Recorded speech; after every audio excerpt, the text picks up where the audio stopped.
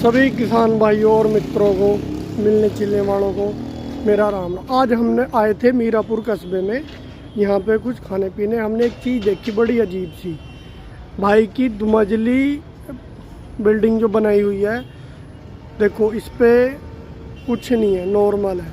और इस पे क्या करा भाई ने, सीमेंट ही निखाली डाल दिया। देखो एक नया आविष्कार है ये चीज़ का।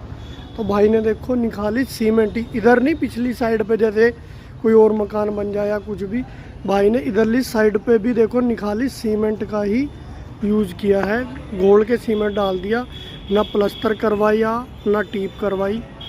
देखो एक अलग ही अजूबा तैयार किया भाई ने कि इधर भी मकान बनना है एक आने वाले टाइम पे, दुकान या कुछ भी, और इधर भी बनेगा।